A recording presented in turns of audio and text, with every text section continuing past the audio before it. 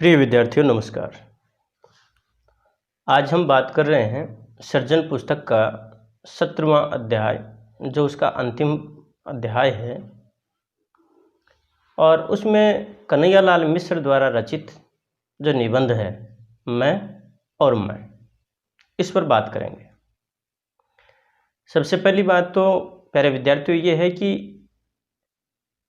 इस पाठ में से, या फिर यूँ कहूँ कि ये जो लेखक हैं कन्हैयालाल मिश्र प्रभाकर, इनका परिचय, इनका जीवन परिचय और साहित्यिक योगदान के संबंध में 2020 में 4 नंबर का जो प्रश्न पूछा गया, यानी कि लेखक परिचय पर आधारित जो 4 नंबर का प्रश्न होता है वो पूछा गया है।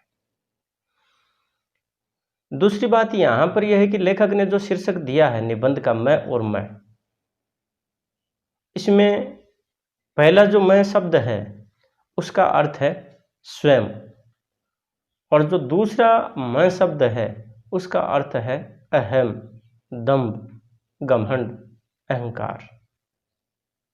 प्यारे विद्यार्थियों, इस निबंध में मूल रूप से जो लेखक बात कहना चाह रहा है वो ये कहना चाह रहा है कि जीवन में, यानी कि अहंकार जो है, अहम है, उसको त्याग करके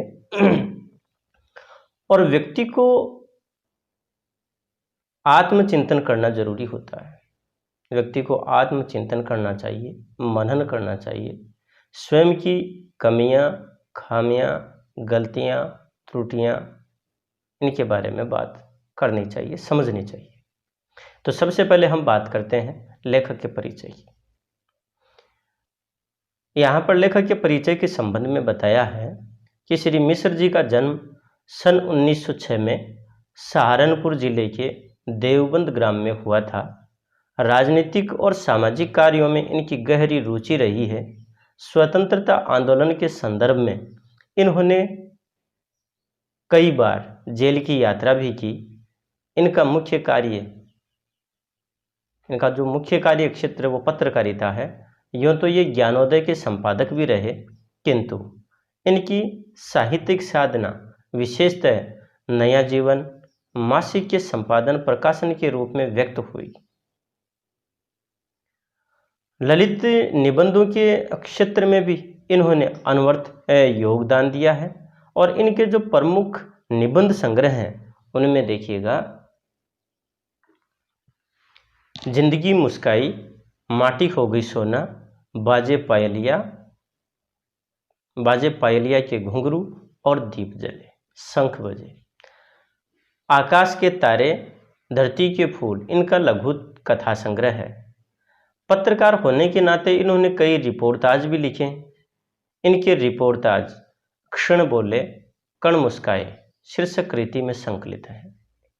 यहाँ पर दोस्तों बात करते हैं इस पाठ के परिचय के संदर्भ में, और हमेशा किसी भी पाठ को पढ़ने से पहले उसका परिचय अवश्य पढ़ना चाहिए, क्योंकि पाठ परिचय होता है वो उस पाठ की आत्मा होता है। सारी की सारी जो बातें हैं वो उसी के इर्द गिर्द घूमती हैं और पाठ अच्छे सलीके से, अच्छे ढंग से वो समझ में आ जाता है। तो यहाँ पर देखिएगा, प्रस्तुत निबंध प्रभाकर जी की जिए तो ऐसे जिए शीर्षक कृति से लिया गया है। इसमें लेखक ने यह प्रतिपादित किया है कि प्रायः मनुष्य दूसरों के विषय में सोच समझकर दुखी सुखी होता रहता है। उसका प्राथमिक कर्तव्य यह है, अर्थात पहला जो कर्तव्य है वो यह है कि वह अपने विषय में सोचे, अपने कर्तव्य का पालन करे और निरंतर कर्मरत बना रहे। कर्तव्य करने के साथ साथ उसे अहंकार का बोझ नहीं लादना चाहिए। अहंकार घृणा का पिता है और घृणा जीवन की संपूर्ण ऊंचाइयों की दुश्मन है, अतः घृणा से बचना चाहिए। लेखक ने जो दूसरा संदेश दिया वह यह है कि मनुष्य को जीवन के प्रति निष्ठा रखते हुए संघर्षों से घबराना नहीं चाहिए।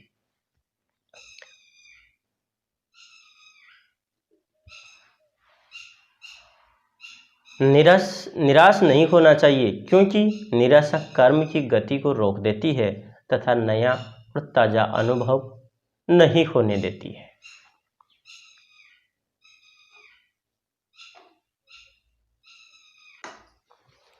मूल जो पाठ है वो देखिएगा इसमें कि जब देखो गुमसुम, जब देखा गुमसुम। अरे भाई, तुम्हें क्या सांप सूंघ गया है कि सुबह है कि सुहावने मौसम में तो यूँ चुपचाप बैठे हो। तुमसे अच्छे तो देवी कुंड के कछुए ही हैं कि तैरते नजर तो आ रहे हैं। उठो, दो चार किलकारियां भरो और अंगीठी के पेट में गोला डालो, जिससे अपना भी पेट गरमाए। यहाँ पर जो मूल बात कही गई है प्यारे विद्यार्थियों, इसमें ये बात है कि जैसे कि सुबह है के समय का चित्रण लेखक ने किया है और कोई ऐसे शख्स हैं जिनसे मिलने के लिए गए हुए हैं और वहाँ पर ये बात कहते हैं कि भाई सुबह सुबह तक मतलब आप इस तरह से बैठे हुए हो। यानी लेखक के कोई साथी हैं, उनके संदर्भ में बात कही गई है कि वो कह रहे हैं कि मतलब सुबह के समय यानी कि चुपचाप बैठे हो, गुमसुम बैठे हो। आपसे कहीं ज़्यादा अच्छे तो देवी कुंड के जो कछुए हैं वो ज़्यादा अच्छे हैं, जो कम से कम तैरते तो हैं।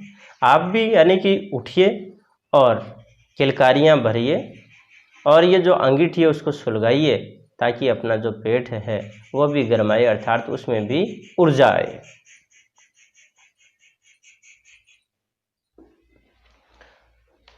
आगे यहाँ पर कह रहे हैं कि ओहो, तो तुम कहाँ से आ टपके इस समय, कोई कितने ही गंभीर मूड में हो, विचारों की कितनी ही गहराइयों में उतर रहा हो।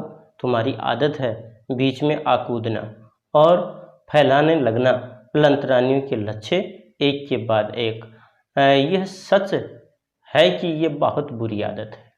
यहाँ पर लेखक आगे कह रहे हैं, अपने मित्र से कह रहे हैं कि तो इस समय आप आ गए, मैं गंभीर चिंतन में था, गंभीर मूड में था, विचारों की गहराइयों में उतरा हुआ था और एक आपकी आदत है कि आप बीच में चले आते हैं और लंतरानियों के लच्छे, लंतरानियों का मतलब होता है मनगढ़ंत, यानी काल्पनिक जो कथाएं उनको प्रस्तुत करना, और ये आपकी बहुत ज़्यादा बुरी आदत है।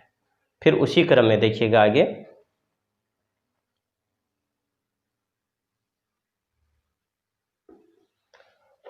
तो हम लंतरानियों के लच्छे फैलाते हैं और तुम गंभीर मूड में रहते हो। सच्चाई यह है भाई कि जमाना बहुत खराब है। जिस गधे को नमक दो वही कहता है कि मेरी आंख फोड़ दी।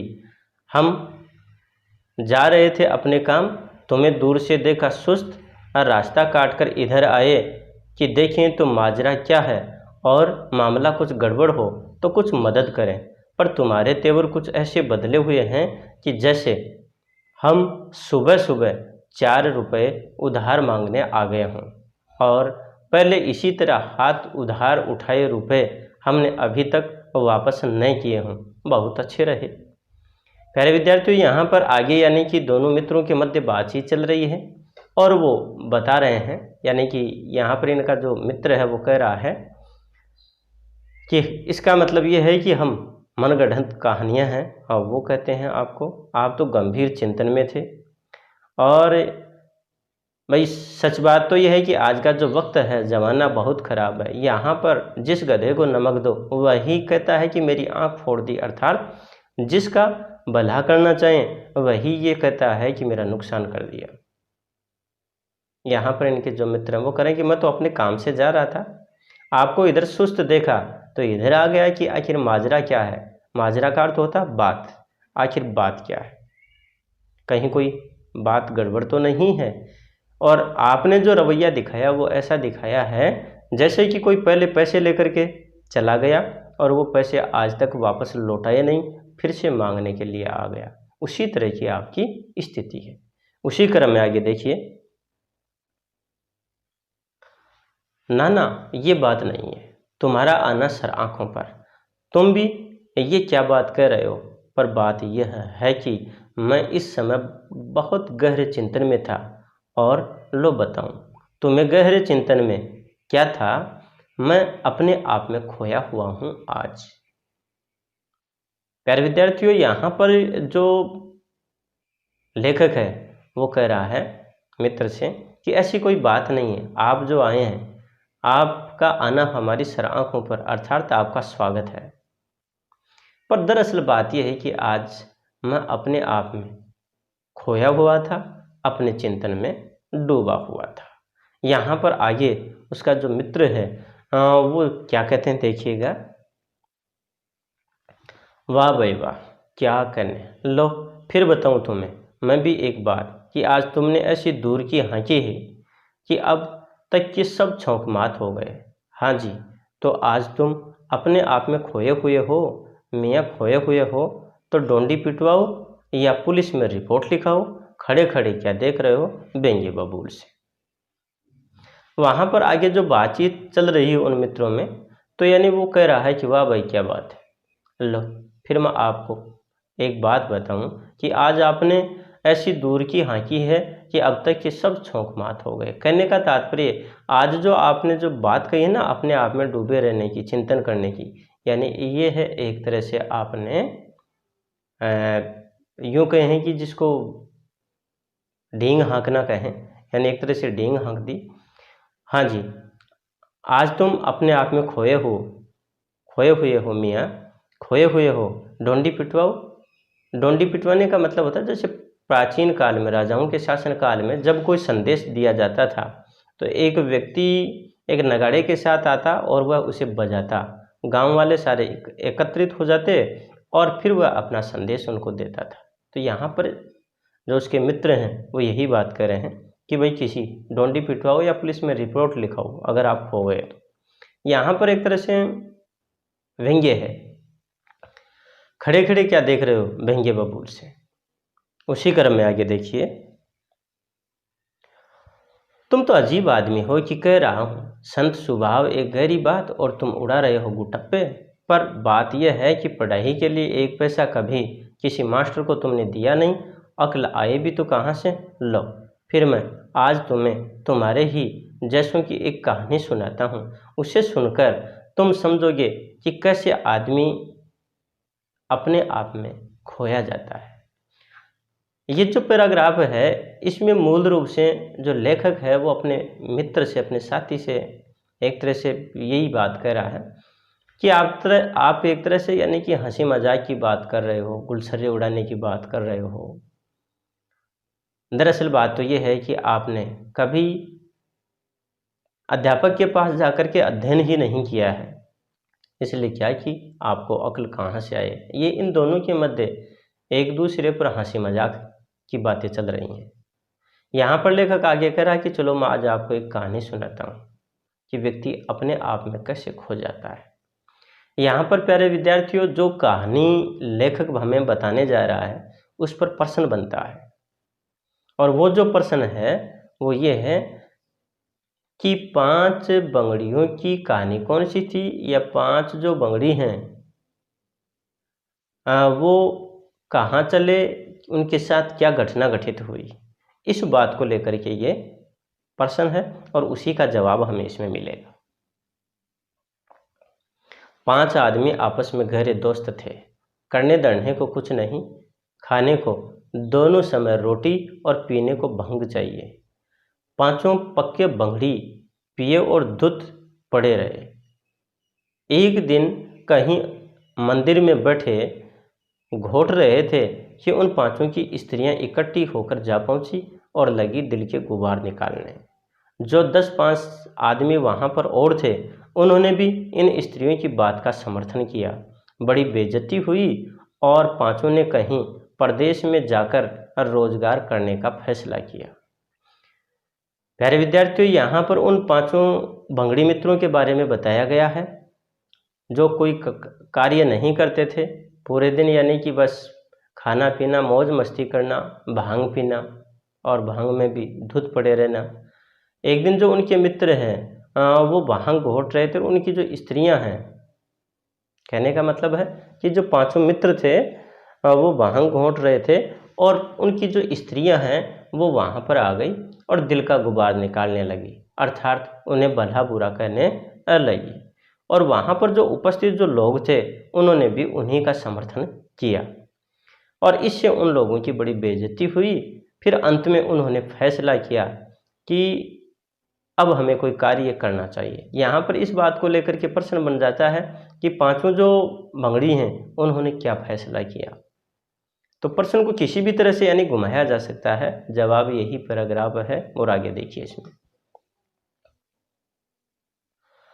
पांचों चल पड़े।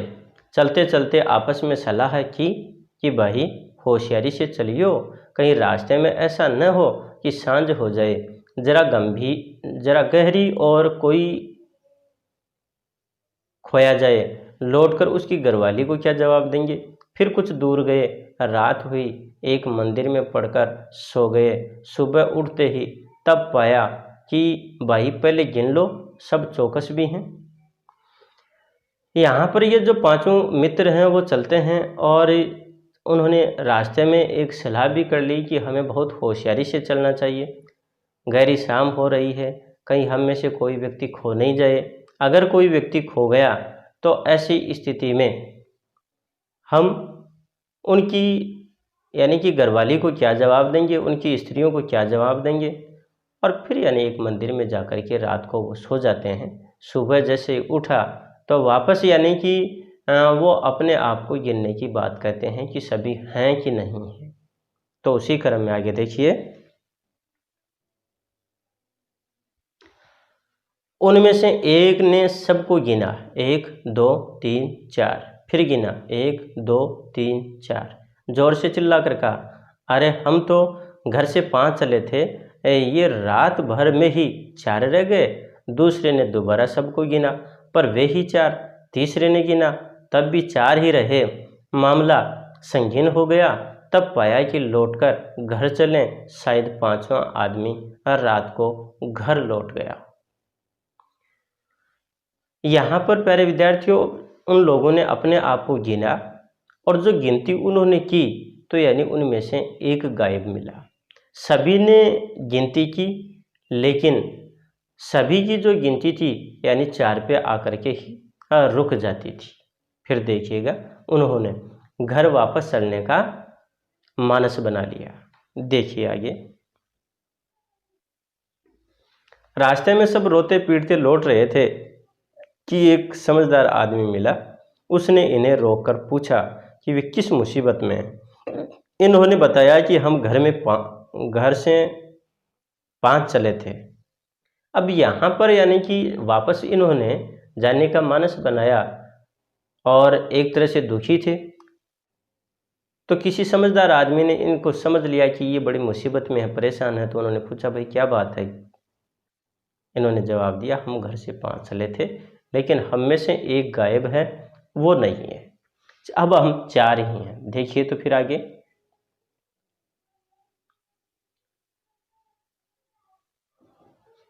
पर रात भर में 4 ही रह गए। उस आदमी ने इन्हें गिना तो वे 5 थे।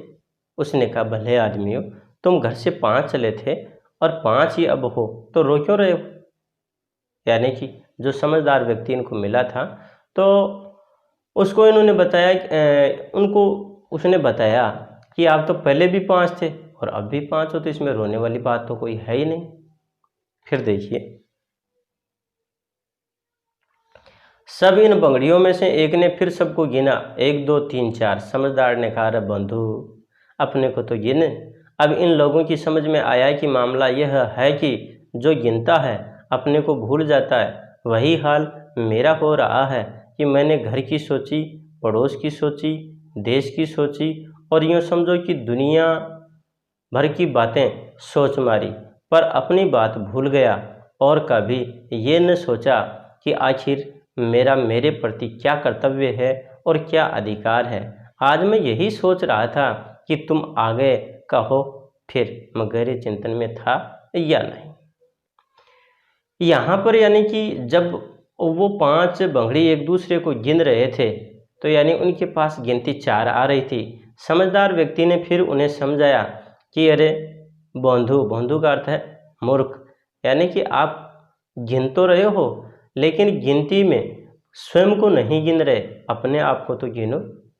तब उन लोगों के समझ में आया कि हाँ, उनसे भूल हो गई है। यहाँ लेखक कहता है कि मेरा भी यही हाल है। मैंने घर की भी सोची है, पड़ोस के बारे में सोचा, देश के बारे में चिंतन किया, यहाँ तक कि दुनिया भर के बारे में सोचा, चिंतन किया, मनन किया, लेकिन सही बात तो है कि मैं अपने बारे में भूल गया। कभी ये सोचा ही नहीं कि मेरे प्रति क्या कर्तव्य है, अपना अधिकार क्या है। और आज दरअसल मैं यही बातें सोच रहा था इसलिए वो अपने मित्र से कहता है कि अब आप बताओ कि वास्तव में मैं गहरे चिंतन में था या नहीं। प्यारे विद्यार्थियों, आज के इस वीडियो में हम इतना ही अध्ययन करेंगे, आज के इस क्लास में इतना ही पढ़ेंगे। शेष जो भाग है वो आगे वाली जो क्लास अपनी होगी, नया जो वीडियो आएगा उसमें आप पढ़िएगा। तब तक के लिए नमस्कार, धन्यवाद।